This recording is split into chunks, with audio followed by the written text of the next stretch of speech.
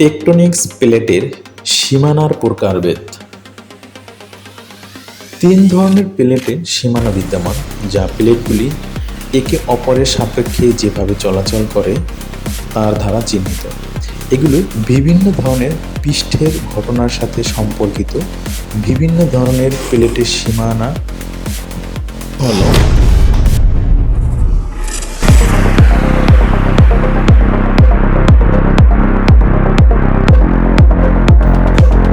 বিচ্ছিন্ন সীমানা।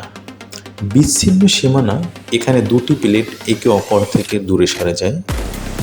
সমুদ্র থেকে সমুদ্র ভাঙার অঞ্চলে সমুদ্র তলে ছড়িয়ে পড়ার মাধ্যমে বিচ্ছিন্ন সীমানা তৈরি হয়, যার ফলে নতুন সমুদ্র অববাহিকা তৈরি হয়, যেমন মধ্য আটলান্টিক রিজ এবং পূর্ব প্রশান্ত মহাসাগরীয় উত্থান।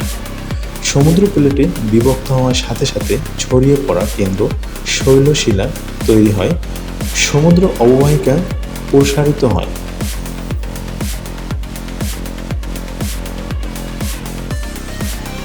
অবশেষে প্লেট এলাকা বৃদ্ধি পায়, যার ফলে অনেক ছোট আগ্নেয়গিরি এবং অগভীর ভূমিকম্প হয়।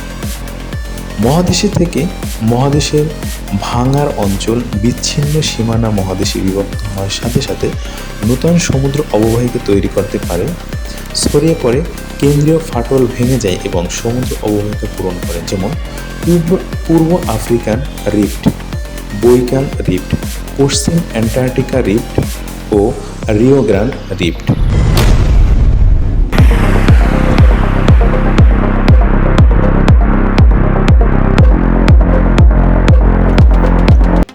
অভিসারী সীমানা। অভিসারী সীমানা ঘটে যেখানে দুটি প্লেট একে অপরের দিকে পিছলে যায় এবং একটি সাবডাকশন জোন অথবা একটি মহাদেশীয় সংঘর্ষ তৈরি করে।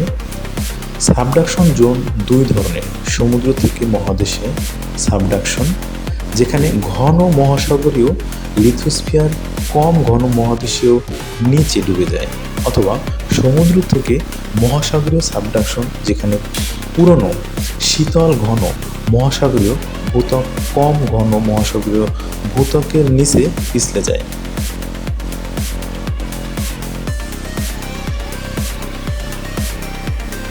এর ফলে যে ম্যাগমা তৈরি হয় তা সাধারণত আগ্নেয়গিরির দিকে পরিচালিত করে।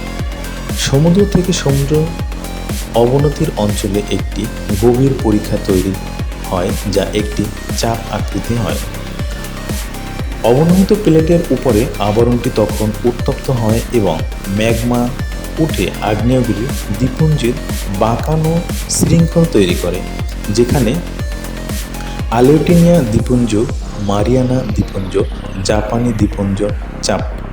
সমুদ্র থেকে মহাদেশে অববাহিকা অঞ্চলে পর্বতশ্রেণী তৈরি হয়, যেমন আন্দিস ক্যাসকেড রেঞ্জ। মহাদেশীয় সংঘর্ষের অঞ্চলে দুটি মহাদেশীয় লিথোস্ফিয়ার একত্রিত হয়।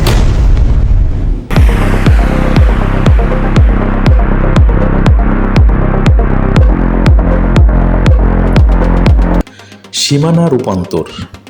সীমানা রূপান্তর বা কোরুন ট্রান্সফার বাউন্ডারি এমন স্থানে ঘটে যেখানে প্লেট তৈরি হয় না বা ধ্বংস হয় না। পরবর্তীতে দুটি প্লেটের ট্রান্সফর্মার ফল্ট বরাবর স্লাইড করে অথবা আরও সঠিকভাবে একে অপরের পাশে দিয়ে পিষে যায়। দুটি প্লেটের আপেক্ষিক গতি হয় সিনিস্ট্রাল অথবা ডেক্সট্রাল। ট্রান্সফর্মার ফল্ট একটি ছড়িয়ে পড়া কেন্দ্র জুড়ে ঘটে।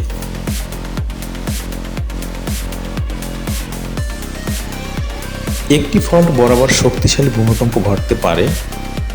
ক্যালিফোর্নিয়ার সান আন্দ্রেয়াস ফল্ট হল ডেক্সটার গতি প্রদর্শনকারী ট্রান্সফার বাউন্ডারি একটি উদাহরণ।